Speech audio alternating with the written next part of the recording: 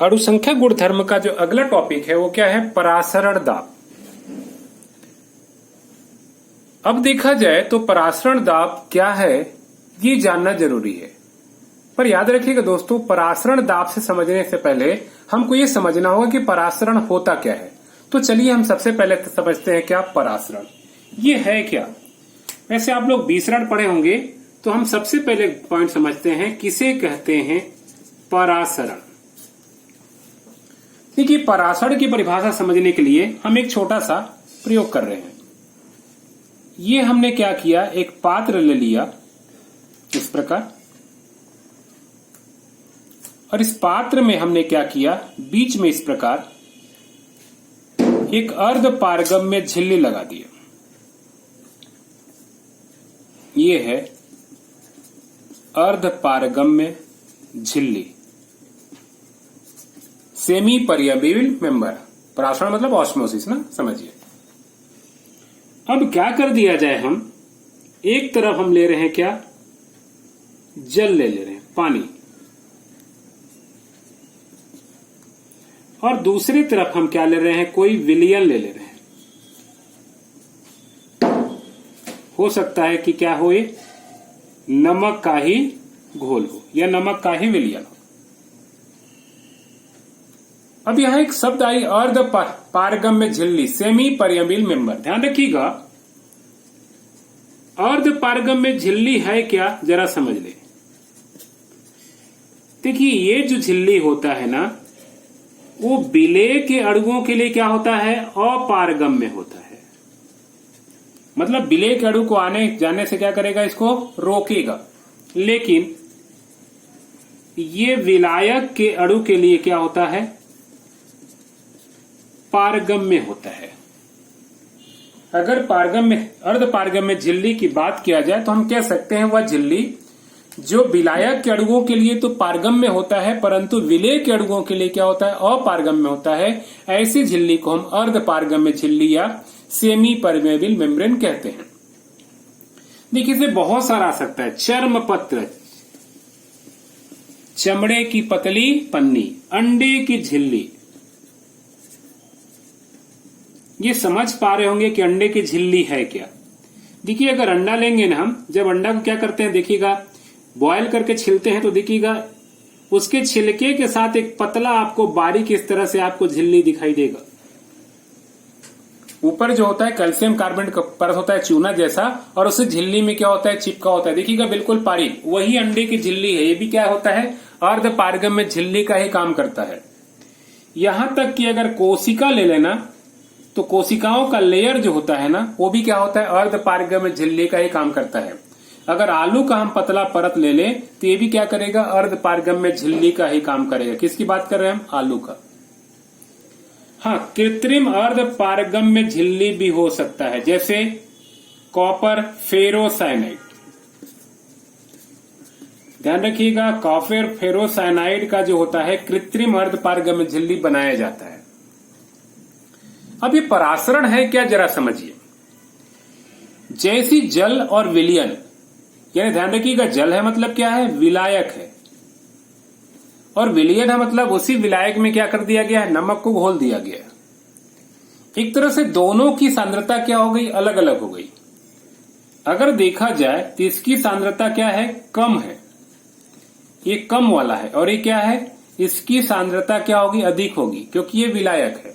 ये एक विलायक है इसलिए कम सांद्रता होगी, और ये क्या है, विलयन इसलिए अधिक सांद्रता होगी। कुछ ही देर बाद क्या दिखाई देगा ना, कि इसका लेयर गिर करके नीचे चला जाता है, और इसका लेयर बढ़कर कहां चला जाता है, ऊपर चला जाता है। जनरली क्या होता है, देखिए कि अगर अलग अलग कितना ही पात्र हो ना, उसका जल का तल हमेशा क्या होता है, स्थिर होता है। कोई भी द्रव होता है ना, उसका तल लेवल बराबर होता है। लेकिन आप अनुभव करिए कि एक तरफ का तल गिर रहा है, दूसरे तरफ का तल क्या हो रहा है, बढ़ रहा है। वास्तव में देखा गया है ना कि यहां से क्या होते हैं, ये जल या विलायक अणु क्या होते हैं, अर्ध पारगम्य झिल्ली के रहते ही ये आसानी से सरकना शुरू हो जाता है। जरूरी नहीं कि जल है, एक चीज समझिएगा। अगर मान लीजिए ऐसा भी हम कर दें कि यहां 2 विलयन ले, ये भी विलयन है और ये भी क्या है, विलयन है। और ये बीच में क्या है, यहाँ पे वही अर्ध पारगम्य झिल्ली है। अगर इसकी सांद्रता कम है और इसकी सांद्रता क्या है, अधिक है, मैं उल्टा ले रहा हूं, तो ध्यान रखिए कुछ ही समय में क्या होगा, इसका तल गिर जाएगा और इसका तल क्या होगा, इस प्रकार बढ़ जाएगा। विलयन है मतलब हो सकता है कि इसमें नमक कम मात्रा में घुला, इसमें नमक अधिक मात्रा में, दोनों में नमक घुला है। एक ही पदार्थ का विलयन होने के बाद भी क्या दिखेगा कि कम सांद्रता वाला विलयन से क्या है, यहां पे ये गमन शुरू हो जाता है। वास्तव में जो गमन होता है ना, केवल और केवल किसका, विलायक अणु का, मतलब नमक का घोल है उसमें से केवल क्या होगा, पानी के अणु ही क्या होंगे, बहेंगे। तो यहाँ कम सांद्रता वाले विलयन से अधिक सांद्रता वाले विलयन की ओर क्या होते हैं, विलायक के अणु केवल गमन करते हैं। हमने क्या कहा, अर्ध पारगम्य झिल्ली किसके लिए, विलेय के लिए अपारगम्य होता है, विलेय अणु को तो जाने ही नहीं देगा। केवल और केवल विलायक अणुओं के लिए क्या होता है, पारगम्य होता है। अतः जो भी यहाँ अणु गमन करेगा ना, वह केवल और केवल जल या विलायक अणु ही गमन करते हैं।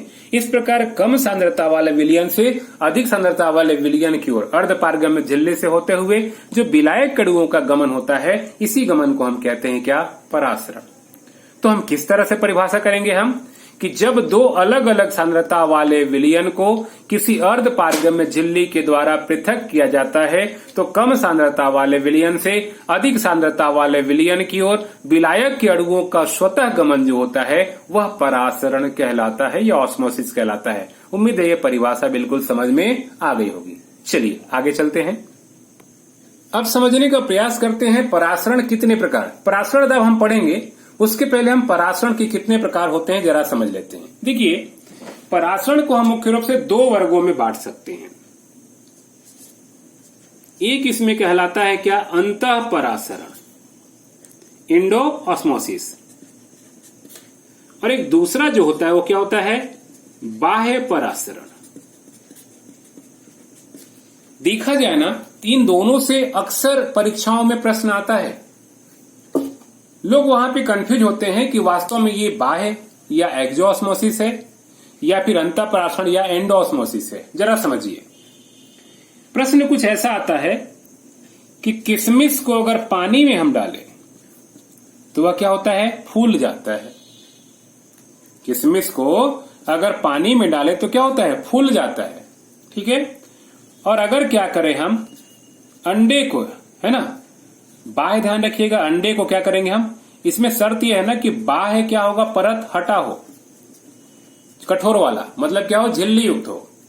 अगर इसको क्या करें हम नमक या शक्कर के संतृप्त विलयन में रखें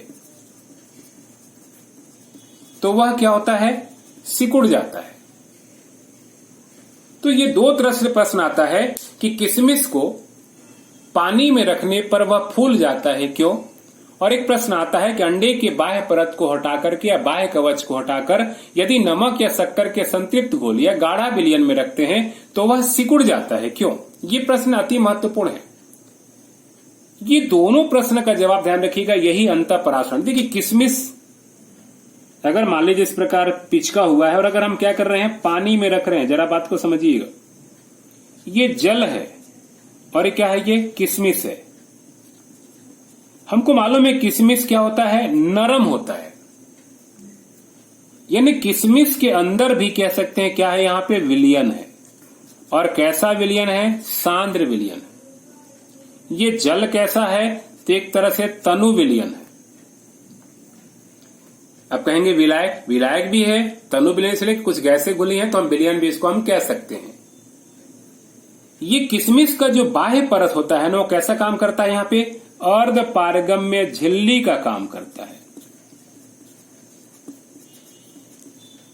ध्यान रखिएगा, जो किशमिश का बाहरी परत होता है वो कैसा काम करता है, अर्ध पारगम्य झिल्ली का काम करता है।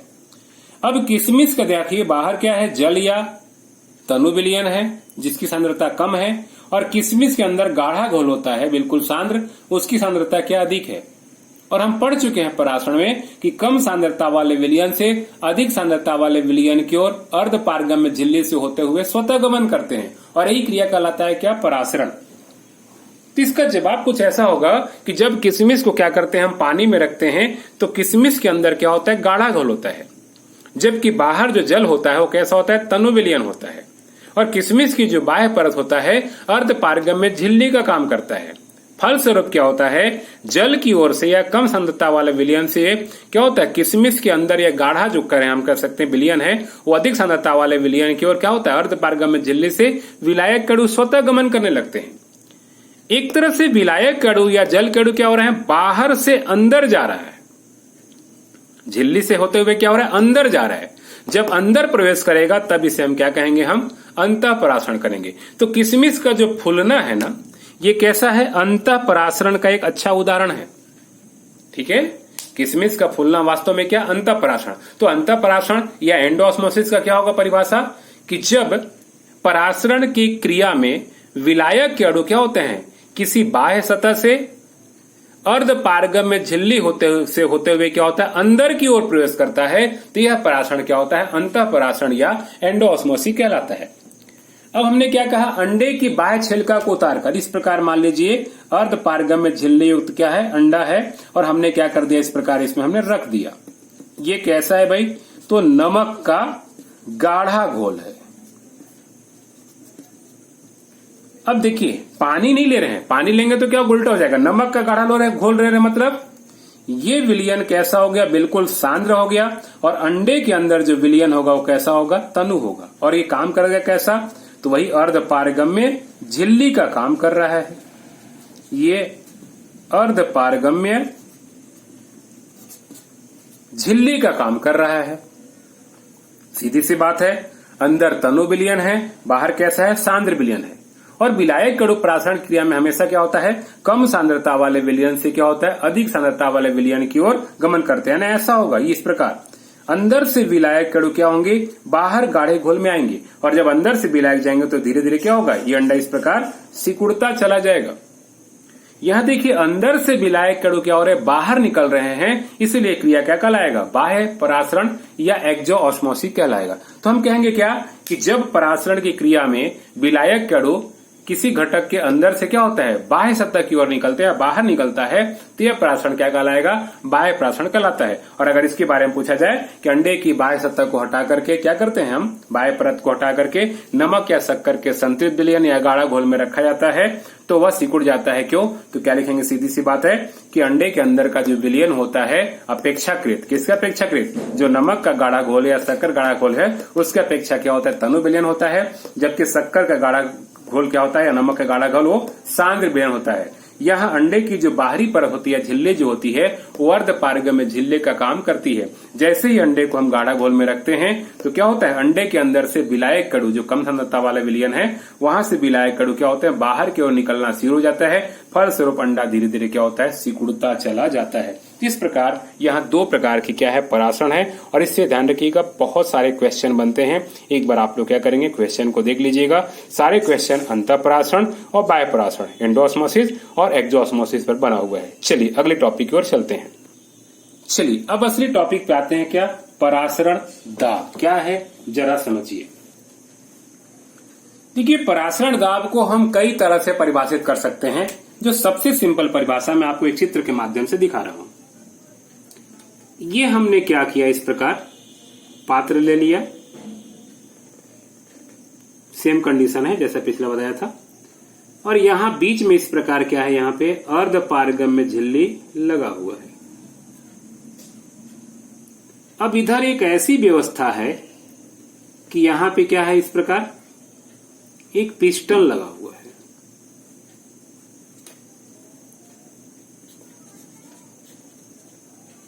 हम चाहें तो इस पर क्या कर सकते हैं, प्रेशर लगा सकते हैं।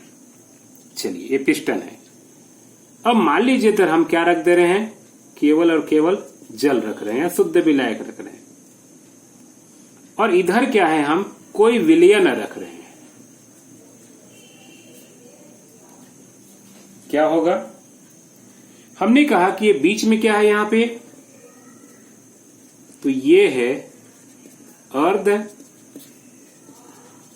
पारगम्य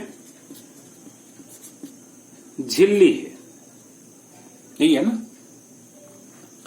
तुरंत ध्यान रखिएगा, इसका तल क्या हम यहां पे ध्यान रखिएगा, रोक रखेंगे है ना, यहां पे ये तल है इसका। जैसी क्या होगा ना, ये अर्ध पारगम्य झिल्ली से अलग करेंगे, विलायक कण उधर सरकना क्या होगा, शुरू हो जाएगा। इसका तुरंत थोड़ा सा तल ऊपर जाना शुरू होगा, इसका तल नीचे जाना होगा। अब इस पिस्टन पर हम क्या करते हैं, इतना दाब लगाते हैं कि चाहे इसका तल हो चाहे इसका तल हो, जहां भी मान लो थोड़ा सरक भी गया है तो इतना यहां प्रेशर लगाना है कि इससे क्या हो जाए, ये परासरण की क्रिया रुक जाए। यानी अगर इसका तल अगर थोड़ा नीचे पहुंचा है तो फिर यहीं रह जाए, ना तो तल ऊपर जाने पाए और ना ही तल नीचे आने पाए। यानी तल कैसा हो जाए, एक तरह से स्थिर हो जाए। अगर हमको ये पता है कि यहां कितना हम दाब लगा रहे हैं, पिस्टन से कितना दाब लगा रहे हैं, तो वही दाब उस विलयन का क्या कहलाएगा, परासरण दाब कहलाएगा। तो परासरण दाब की परिभाषा कह सकते हैं कैसे, कि जब किसी विलयन को किसी विलायक से अर्ध पारगम्य झिल्ली के द्वारा पृथक किया जाता है तो विलयन पर लगाए जाने वाला वह न्यूनतम बाह्य दाब, कम से कम बाह्य दाब, देखिए अधिक दाब लगाएंगे तो भी रुक जाएगा, लेकिन इसका तल क्या होगा, ऊपर सरक जाएगा। हमको तल नहीं सरकाना है, केवल और केवल इतना दाब लगाना है ना कि इसका तल क्या हो जाए, बिल्कुल स्थिर रह जाए, एक जगह निश्चित आ जाए। तो जो भी यहां दाब लगेगा वही दाब उस विलयन का क्या कहलाएगा, परासरण दाब कहलाएगा। तो परिभाषा क्या है, जाएगा, सीधी सी बात है कि जब किसी विलयन को किसी विलायक से अर्ध पारगम्य झिल्ली के द्वारा पृथक किया जाता है तो विलयन पर लगाए जाने वाला वह न्यूनतम बाह्य दाब, तो विलयन पर लगाने की विलयन पर लगा रहे ना, तो विलयन पर लगाए जाने वाला वह न्यूनतम बाह्य दाब जो यहाँ परासरण क्रिया को क्या कर देता है, रोक देता है, उस विलयन का क्या कहलाता है, परासरण दाब कहलाता है। अगर हमको यहाँ पे क्या हो, कोई ऐसी कंडीशन स्थिति हो या जानकारी हो जहां से हमको मालूम पड़ जाए कितना हम कम से कम दाब लगा रहे हैं, तो सीधी सी बात है वही दाब क्या होगा, उस विलयन का परासरण दाब कहलाएगा। यही है क्या दोस्तों, परासरण दाब। उम्मीद है आपको परासरण दाब की परिभाषा समझ में आ गई। और भी परिभाषाएं बहुत सारे, लेकिन सबसे प्रमुख परिभाषा यही है। अगर परीक्षा में आएगा तो ये परिभाषा को देख लीजिएगा, ठीक है, बहुत ही महत्वपूर्ण परिभाषा है। चलिए आगे चलते हैं, एक नई टॉपिक और देखते हैं, वान ठाप समीकरण। ये वान ठाप समीकरण है क्या? देखिए वान ठाप जो नाम पड़ा है ना, ये वैज्ञानिक के आधार पे है। वान ठाप वैज्ञानिक जो थे, ये मुख्य रूप से हमने क्या कहा, वान ठाप, ये क्या है, वैज्ञानिक है। इन्होंने क्या किया ना, कई तनु व आदर्श विलयन, इनके परासरण के बारे में अध्ययन किया। वान ठाप ने क्या किया, कई तनु विलयन तथा आदर्श विलयनों में क्या है, परासरण की क्रिया का अध्ययन किया। और अध्ययन करके क्या किया उन्होंने, सन 1887 में एक समीकरण का प्रतिपादन किया। ये वास्तव में समीकरण क्या है भाई, परासरण का अध्ययन किया तो वास्तव में उसके परासरण दाब को ज्ञात करने के लिए, यहां परासरण दाब को पाई से व्यक्त करते हैं, तो उन्होंने क्या किया ना कि परासरण दाब को ज्ञात करने के लिए एक कह सकते हैं समीकरण दिया, और इस समीकरण से हम किसी विलयन का परासरण दाब ज्ञात कर सकते हैं। और ये समीकरण क्या है, CRT, परासरण दाब पाई बराबर कैसा, CRT। इन्होंने क्या किया, एक समीकरण दिया।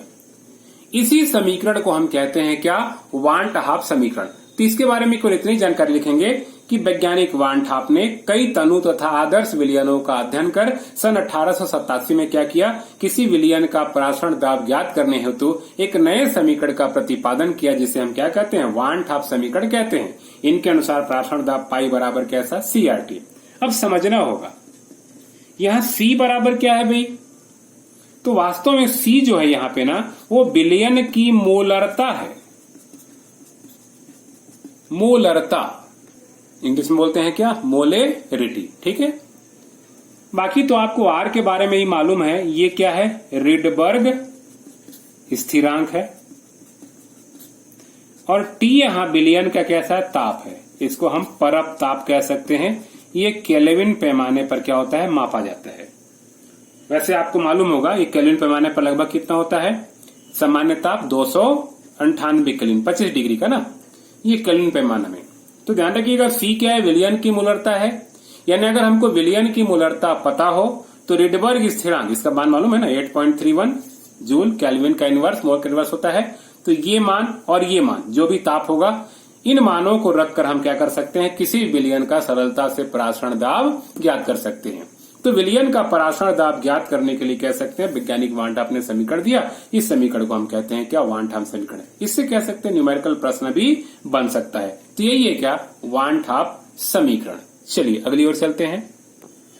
देखिए दोस्तों, अगला जो है परासरण के आधार पर विलयन का प्रकार। हम आपको यहाँ एक महत्वपूर्ण टॉपिक और बताएंगे, बर्कले हार्टले विधि अति महत्वपूर्ण है, परंतु परासरण से पहले इसको समझ लें, परासरण के आधार पर विलयन के कितने प्रकार होते हैं। देखिए परासरण के आधार पर अगर देखा जाए ना, तो विलयन मुख्य रूप से 3 प्रकार के। इसमें पहला जो है ध्यान रखिएगा, वो कहलाता है क्या, उच्च परासरीय विलयन, या इसी को क्या बोलेंगे हम, हाइपरटोनिक विलयन।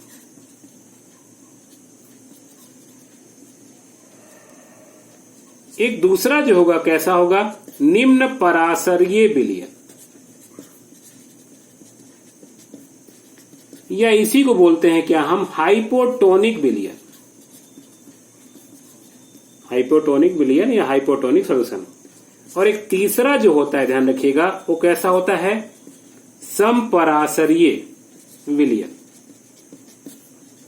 या इसी को बोलते हैं क्या, आइसोटोनिक विलयन। देखिए इन तीनों की परिभाषा बहुत ही सरल है, बहुत सरलता से बना सकते हैं।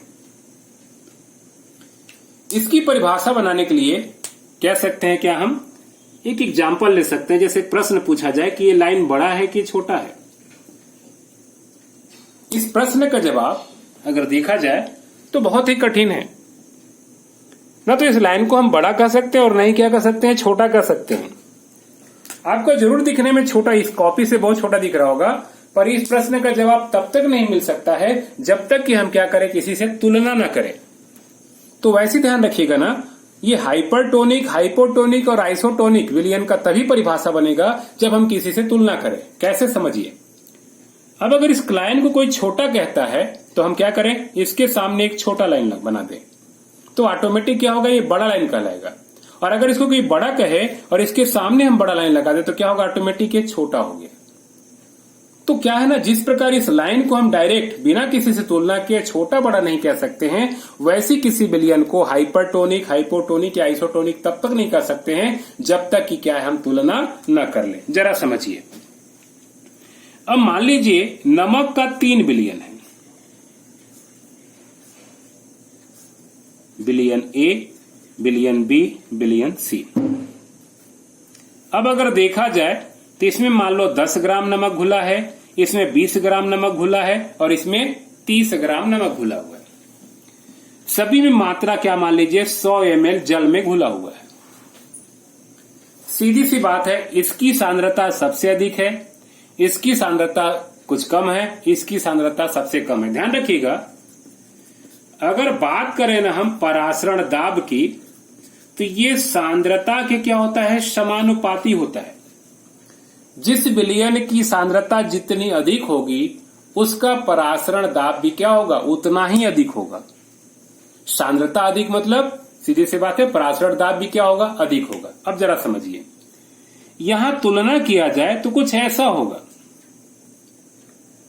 यानी इसका सबसे कम परासरण इसका दाब इसका होगा, उससे अधिक परासरण दाब इसका होगा, उससे अधिक परासरण दाब इसका होगा, या सबसे कम सांद्रता यहां होगी, उससे अधिक सांद्रता यहां पर है, और क्या है, यहां पर सबसे अधिक सांद्रता है। अब अगर हम ए और बी की तुलना करें तो ए को हम कह सकते हैं क्या, कि यह निम्न परासरीय विलयन है, या क्या है, हाइपोटोनिक है। ए को हम क्या कहेंगे, यहां पे निम्न परासरीय या हाइपोटोनिक, और इसको क्या कहेंगे हम, उच्च परासरीय, या इसी को बोलेंगे कैसा हम, हाइपरटोनिक। इन दोनों से तुलना कर रहे हैं हम, ए और बी से।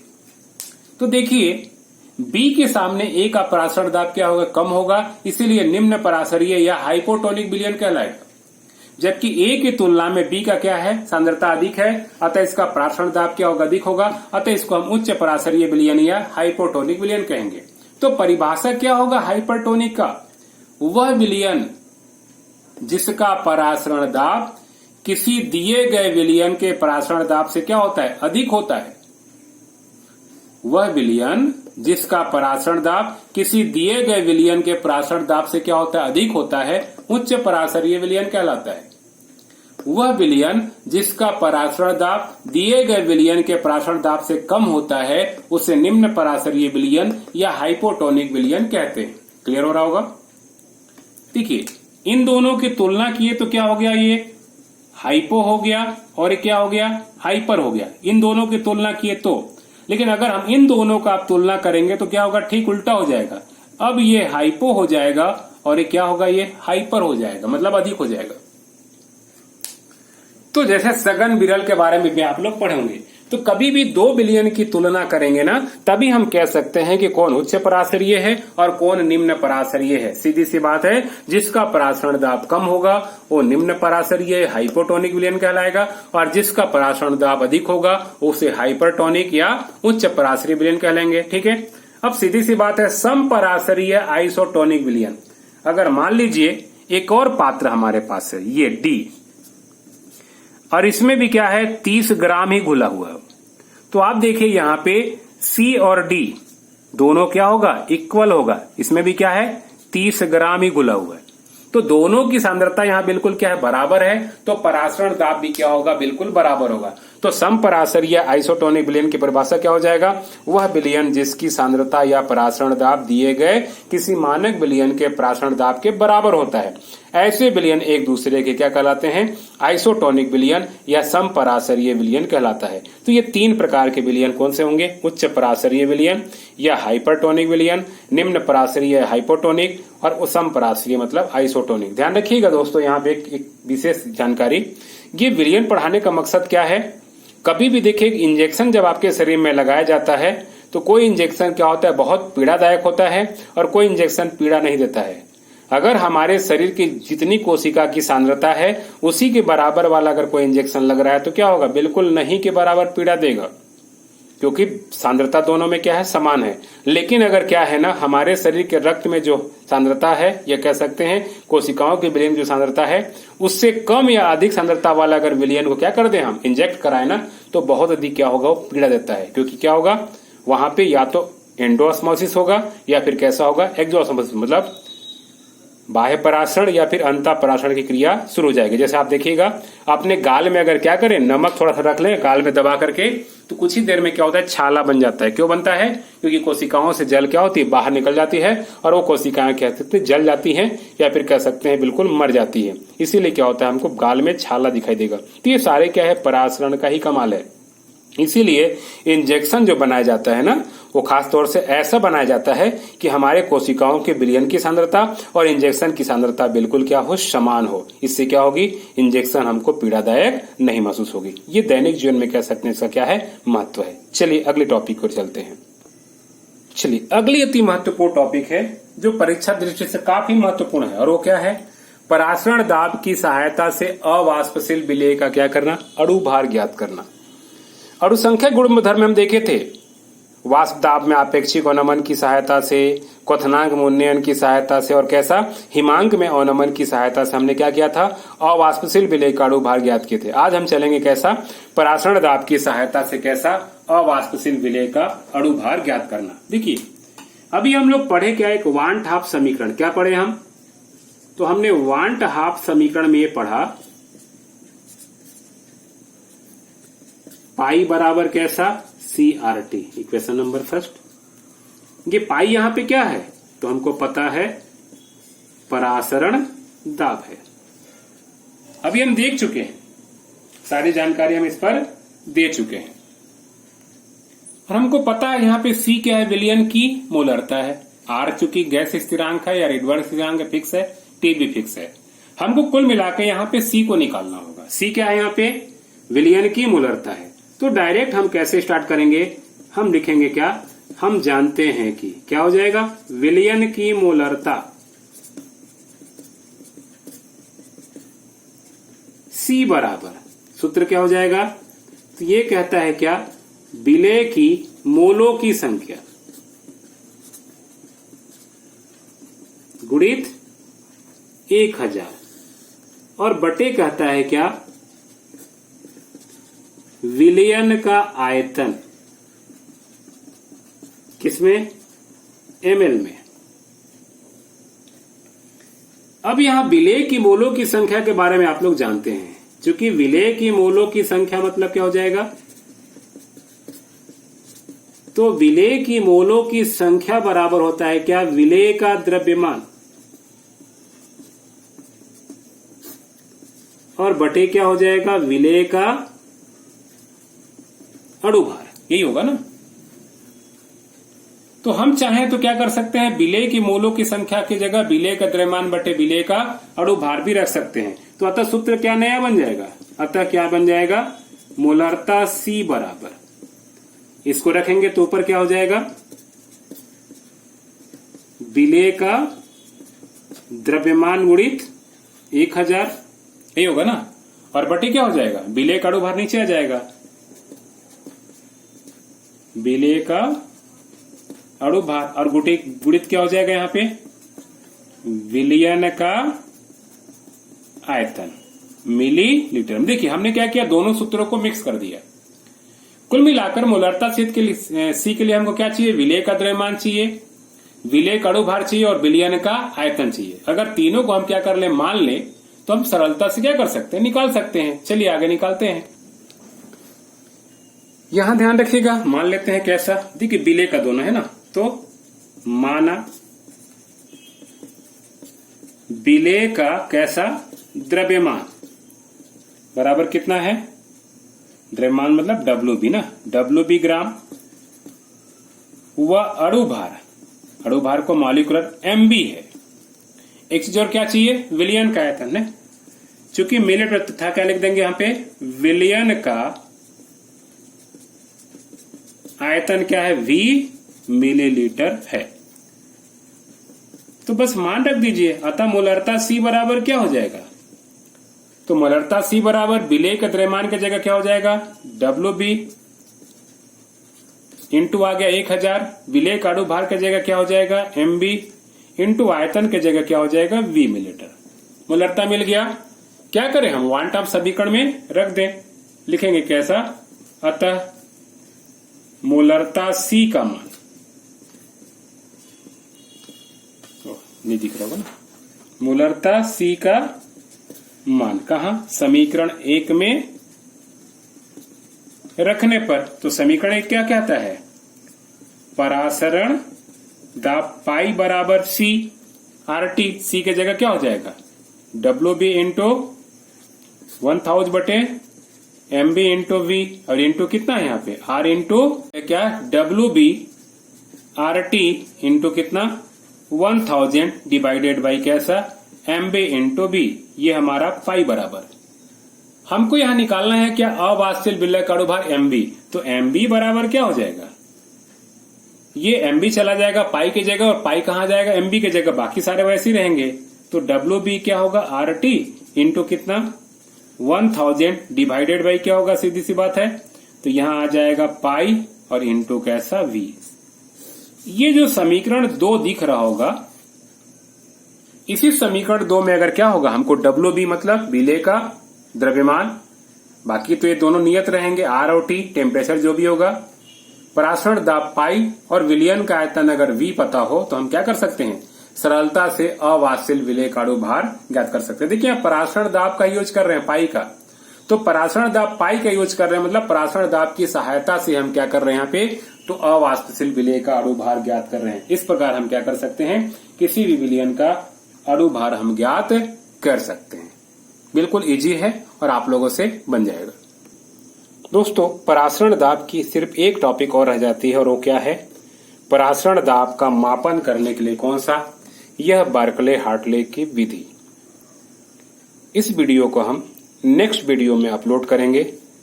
उम्मीद है यहां तक वीडियो आपको क्या होगा? बिल्कुल पसंद आई होगी। मैं अगली वीडियो जो डालूंगा इसी बार्कले और हार्टले विधि की नाम से ही डालूंगा, और वेरी मोस्ट पॉइंट कह सकते हैं, अति महत्वपूर्ण है, और ये परीक्षा में कह सकते हैं अक्सर आता है।